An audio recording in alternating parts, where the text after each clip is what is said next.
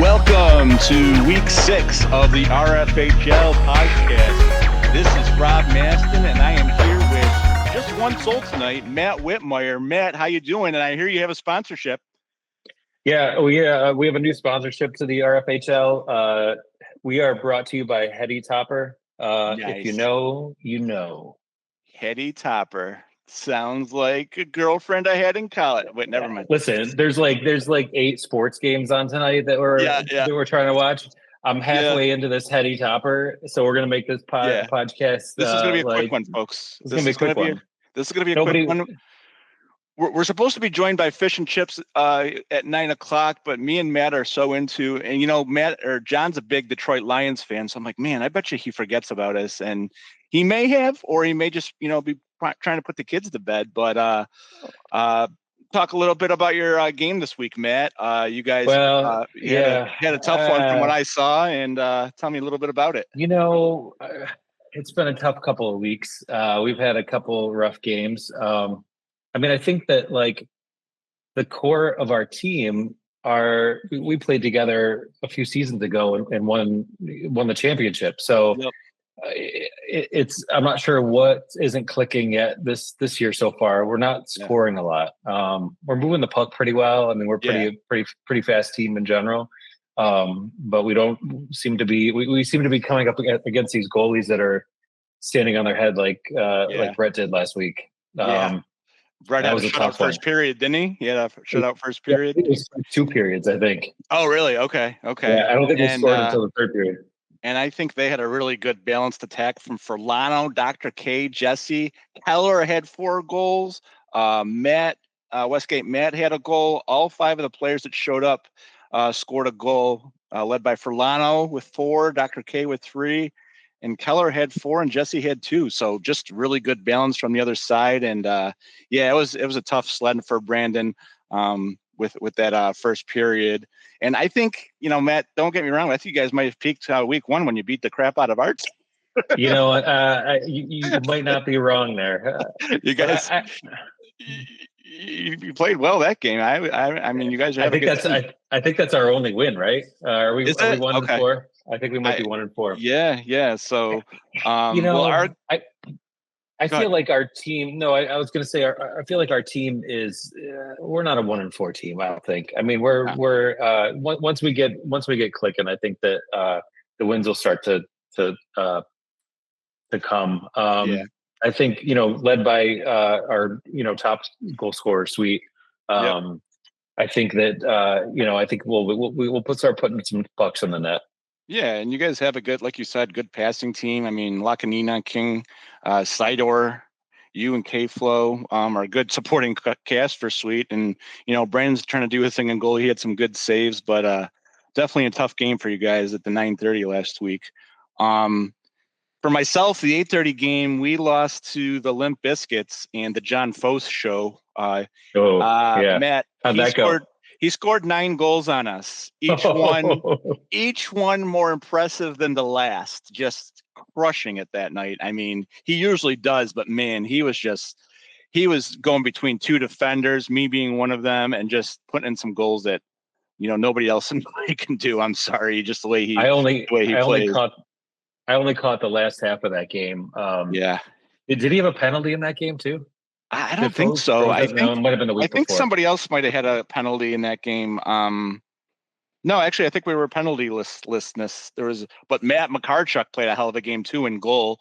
I got a nice pass from Glenn, as I often do. Tried to bury it far side, and Matt made it like the easiest. He made it look so easy. He was going from one side to the next. So, we've both played with Matt before. He's just a good goalie, and they beat us 15-4. So there was a couple blowouts in the late slot, and then I know the Masturbators 2.0's team of stud first rounders. And I was gonna have Gilson talk a little bit about that, because he's not used to being like a tiny, not a tiny piece, but he's usually a guy who plays good defense and scores some goals. He doesn't need to do that. He just plays some decent defense. And you got Leduc with 9 goals, Fos with 4, and Chris with 3. And then John Shane each have 2 goals each. So they won that game 20-7 for our 6:30 game. So just a crazy game right there.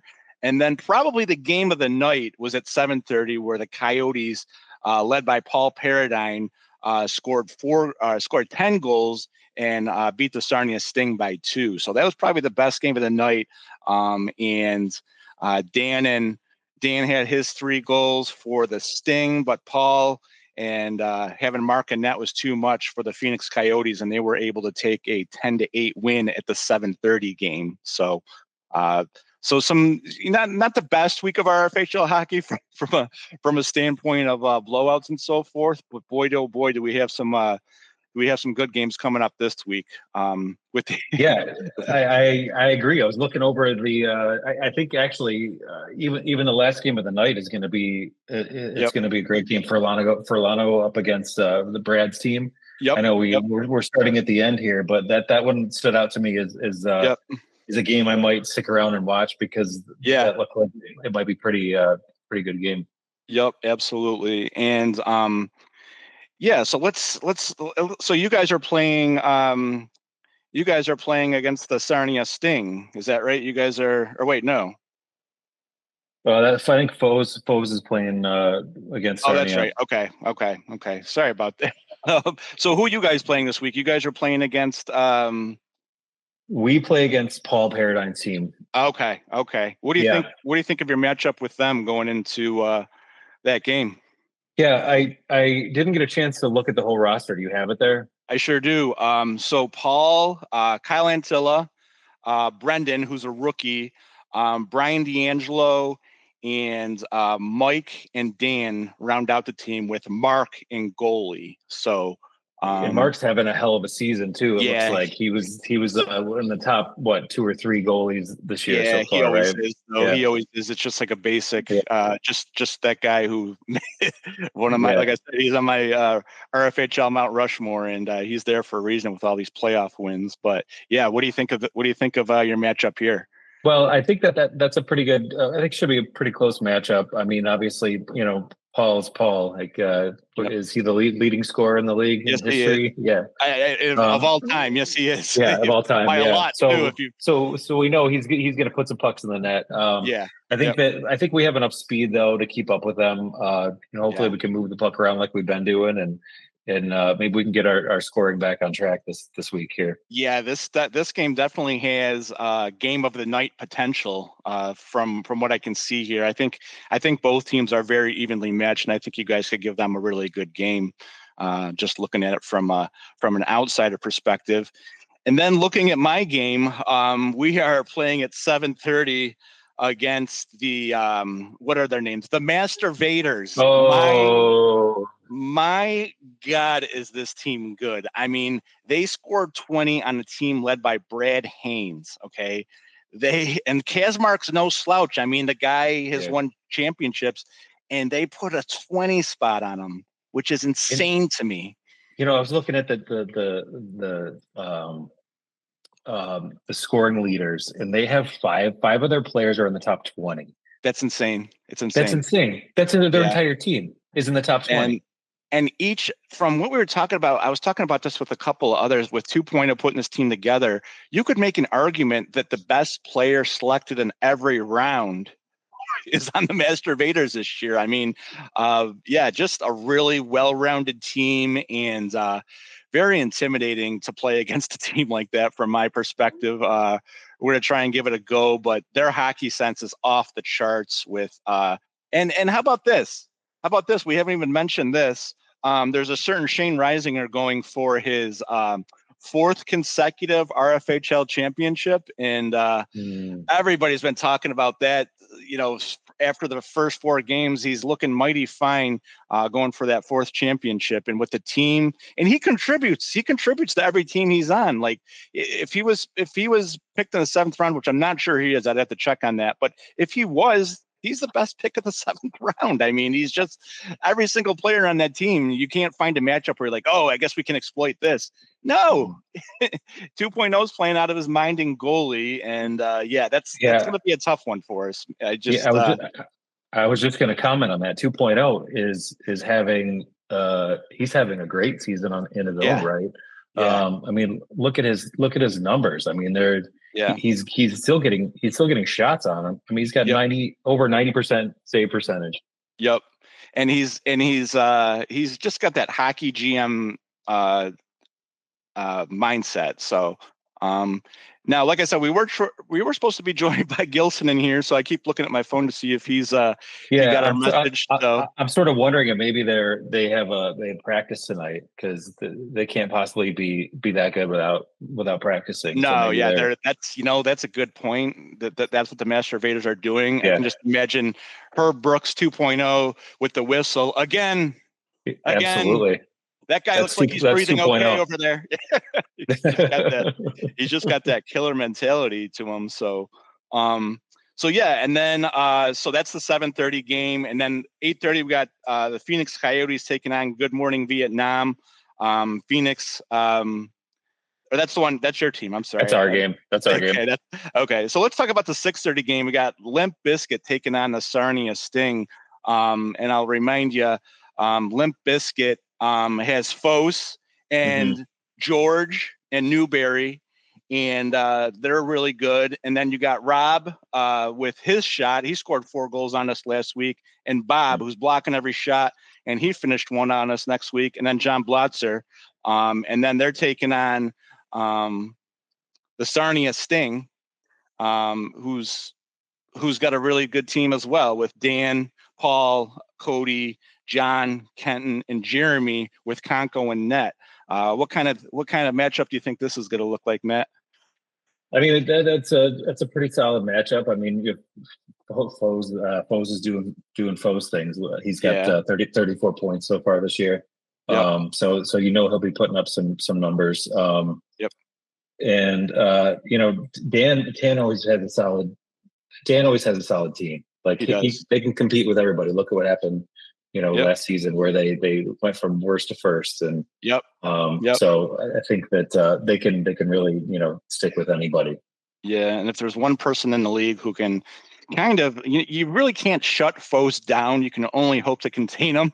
But if there's anybody who can come close, I think it's Dan Hook, who is very underrated defensively, and he's got a good team with what Conco picked. We got some of the RFHL OGs and Chatterton, Jeremy holding down the fort. And who else is having a good season is Cody. He's having a really good season as well. I've seen him play, and he's just so tough to get the puck from. He's got good stick control and so forth. So that might help them against a team like against Fosse as well. And then sorry, go ahead. No, I was going to say he's got such quick hands. I remember when we played them a couple weeks ago, and I think he put up a few goals on us. Yeah. He's definitely coming into his own. Tough to control for sure. And then our final game of the night has a Tribe Called Quest versus the Manitoba Moose. And the Moose are coming off that game against the Master Evaders. And I looked to see Brad and his dad and John. I mean, they got a good team. John Haran there as well, and Sean. And I think Shane Humphrey might be a factor here too. He has missed a few games. I know he was injured in the beginning of the year, but once he starts to get going, watch out for them.